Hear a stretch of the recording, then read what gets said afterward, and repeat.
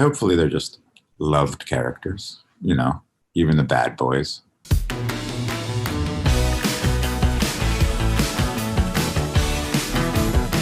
Why does my character have to be a dwarf?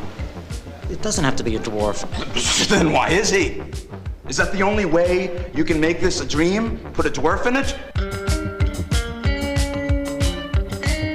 Living in Oblivion was my first film that was sort of an indie hit. I remember not knowing the rules of filmmaking. I thought if the camera's pointing that way, for some reason you gotta always be ready for the camera to go on you. So I never dropped character on the set. I remember that very well.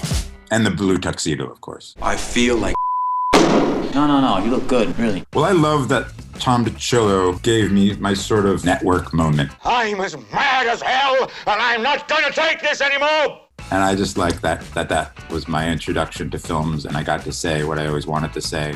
the only place I've seen dwarves in dreams is in stupid movies like this. Oh, make it weird, put a dwarf in it. Because I had felt that way for so long about what people have to put up with, stereotypes that they have to deal with about themselves. So I felt like a kindred spirit with everybody working on that film because they got what I was always thinking.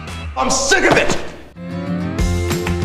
I'm actually just a very simple, boring person.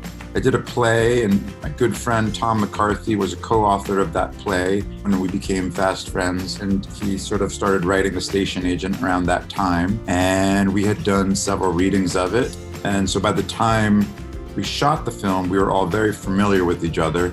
Bobby Cannavale, Patricia Clarkson, myself, and Tommy. It was very helpful with that familiar sense of working together.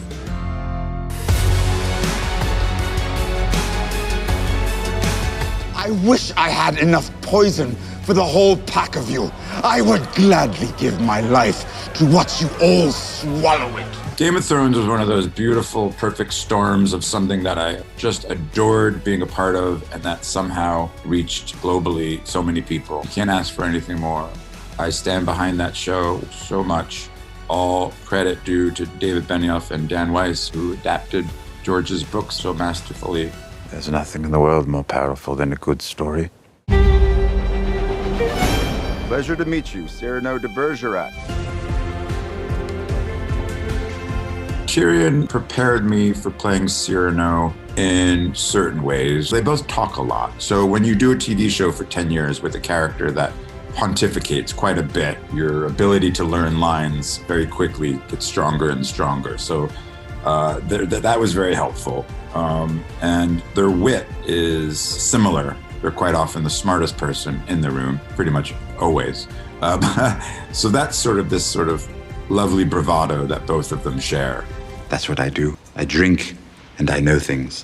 What separates them is Cyrano, his knees start shaking in front of the woman he loves, and he has the inability to profess his love. My sole purpose on this earth is to love Roxanne. Does she know? The world will never accept someone like me and a tall, beautiful woman. You need some lines in your face to play these guys. The older I get, the more I understand that. I am a poet. My words upon your lips. I will make you romantic while you make me handsome.